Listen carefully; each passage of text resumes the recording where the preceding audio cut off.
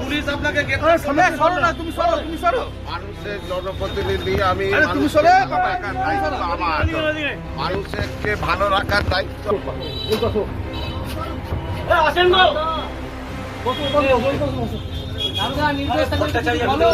যা বলার দল বলবে, আমি যা বলার বলে দিয়েছি। আমি মানুষের জন্য করেছি, মানুষকে ভালো রাখার জন্য।